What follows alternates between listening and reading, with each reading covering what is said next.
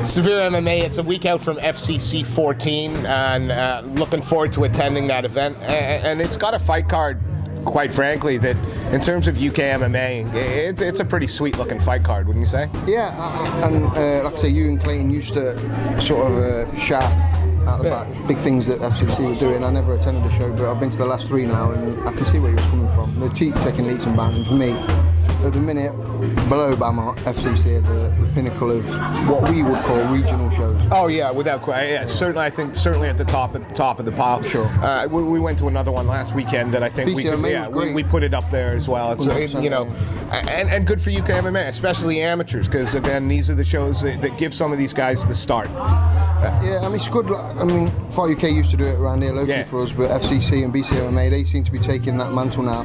They're doing exactly the same for an amateur fighter as they would a pro, which, you know, it can only be a great thing, can't it? Well, you know, there's 19 fights on the card. They got 7 pro fights, 12 amateur, 3 amateur titles. Obviously, we'd be here all day if we went through every fight, so we picked a few out that look interesting to us.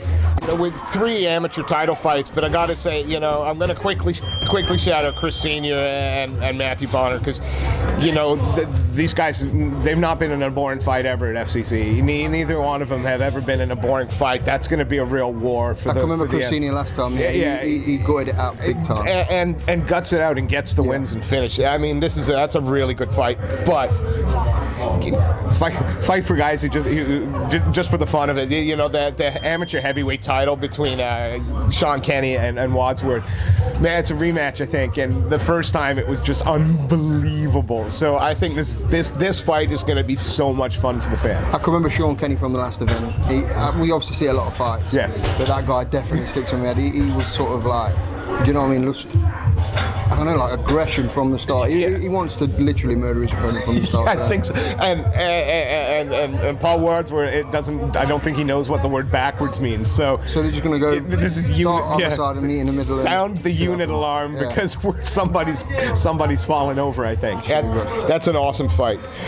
Now I know a fight that you're really keen on is the flyweight battle between Sam Smooth Spencer and Javon Morrison. I don't know a great deal about Sam. I have seen him fight, but Javon I've seen, you know, from a sort of a young amateur upwards, and he's just a little beast, isn't he? Like he's relentless. You've rated Javon since you saw him in the amateurs. I think the first time, I seen him in the amateurs, and he obviously had a fight at BAMA as well, and he's been back to FCC since. And Team Monkey's team are doing amazing things as well. But Javon for me is like, I don't know, he's one of these fighters that's he's just relentless, you know what I mean? We say like the smaller weight categories sometimes are a bit sort of hesitant to get going in exchange stuff. I'm not Javon, he's fast forward from the belt, really. Yeah, it's kind of like watching an in-control Tasmanian devil, isn't it? Yeah, that's what it looks like. And the size of him for that weight is ridiculous. But you can't take anything, again, this is a great fight. He's smooth for a reason. Sam Smooth Spencer, 2-0, fighting out of the Predators gym, you know, that's one of the best gyms in the country as well. I'm not taking anything away from Sam, I don't want it to seem like that. All I'm saying is, I know a bit more about Javon, I don't know so much about Sam, but I'm sure if it's being matched on FCC, this is a fight that, you know... Yeah, and again, I think, you know, probably Javon with the higher expectation coming in, I think people are going to be more familiar perhaps with Javon than Sam, but it's a great matchmaking. Sam mixes it up so well, and Javon, as you say, only knows one pace, and that's relentless. That's just, it's unbelievable. You know, we scroll up a little bit and we start looking at Sean Hampton. That's a great fight. Sean Hampton is the I mean the former amateur, not as old as me, but the amateur, you know, light heavyweight champion, and always exciting. But now for a fight that I think we both are absolutely buzzing about. Actually, an amazing piece of matchmaking. I don't know if it's accidentally happened or... no accidents ever in MMA, right? You know, the promoter's done this. Yeah. This is Ashley the Beast Reese versus Tobias Reed from UTC, from the same camp as Jack Owen.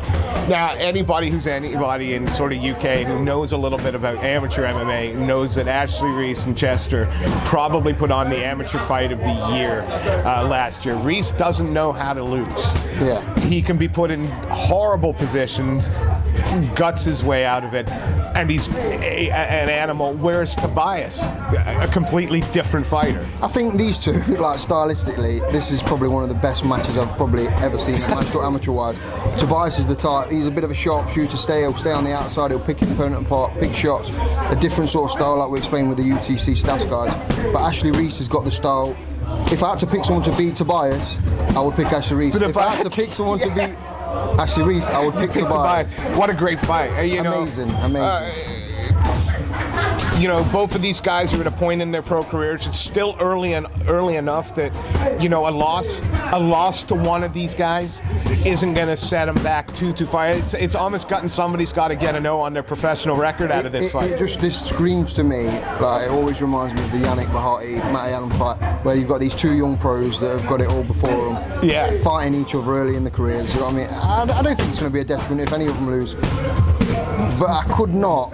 If you gave me £50 now and asked me to bet, I could. You'd flip a coin and you'd still question it. Yeah. No, a wonderful fight.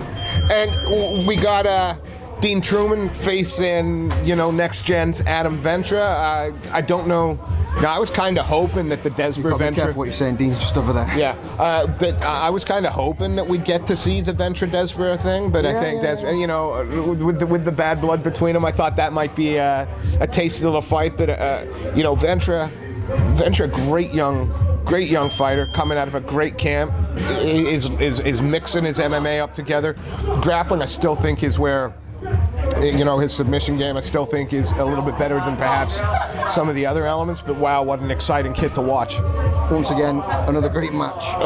Adam Ventura, obviously out of Next Gen, that's what we're going to say.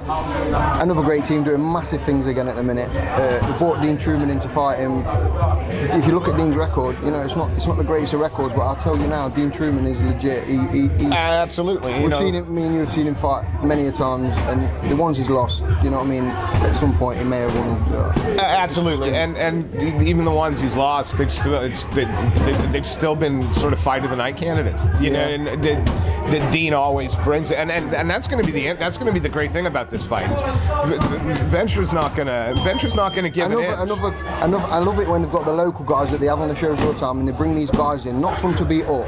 Yeah. Bring them in to compete with them and make them better. It only makes for a better scene. And you know, take nothing away from Dean. You know, made for the cage featherweight champion. You know, has fought. He was tough. brought in there, though. I think Dean was brought in for made for the cage for the guy to beat. Yeah, I think so too. Well, yeah, it didn't happen, and so spoiler alert. But you know, both kids can grapple. I think perhaps Ventra may have the edge in the submission, but I think Dean with the wrestling. On his feet, Dean, you know, is looking better and better, and so is Adam. This is a really good fight. It's a cool fight. Unbelievable. It's worth the drive alone. Just them two fights. Yeah, them two fights are worth the drive alone. Easily. Without question. Next fight on the card, we got Jordan Desborough versus Deck Kid Dynamite Williams. Great fight. It's awesome. I was lucky enough for the first time I ever got to do commentary.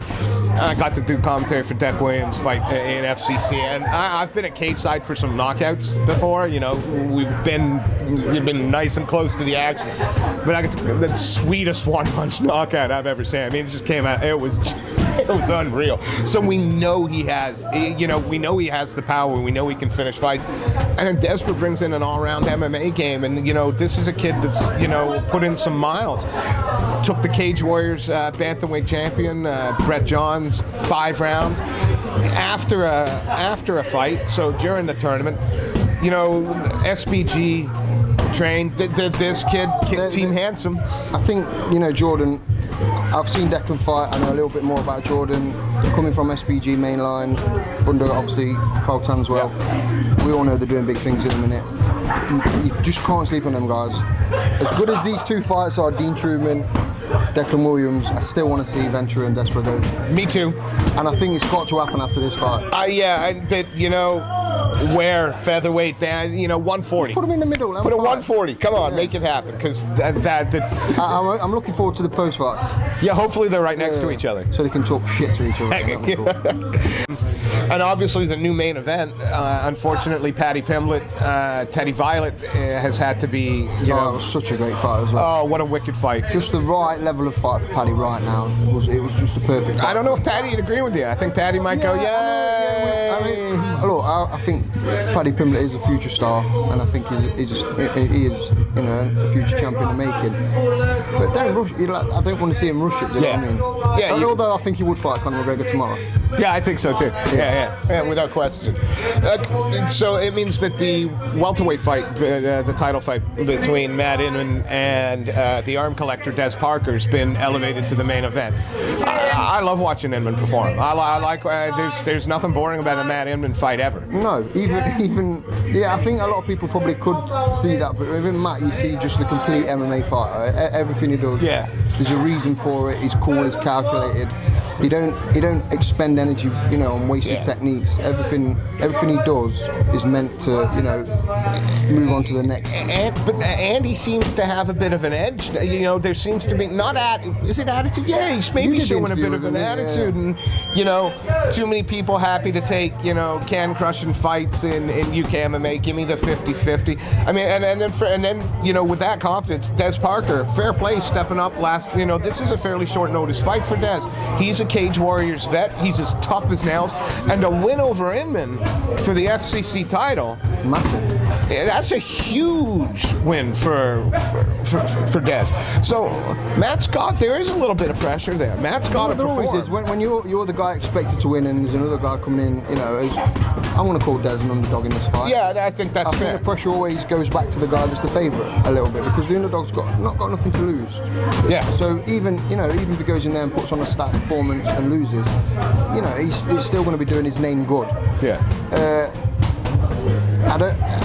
I feel that Matt might take this, but it's MMA. You've seen Des fight more than I have. I think I've seen him fight on Made for the Cage. Was he on? Yeah, you've seen Made for the Cage. I've seen him at Cage Wars as well. This kid gets better every time he comes to the out. Ground, I think Matt. Yeah. Yeah. On the back, certainly, Matt will be more dangerous, I think. But it's an MMA fight. And you just don't know. I like you. I think it's fair to put Des in the underdog position. I think, and the interesting thing is, I think Matt put him there. Matt's saying, yeah, fair play for him stepping up, but I think I have too much for him in all areas, and it's going to be a bad night for him. It's the first time I've ever heard that kind of talk. And I think Matt with a little bit of attitude is a dangerous, more dangerous. Very, very dangerous fighter.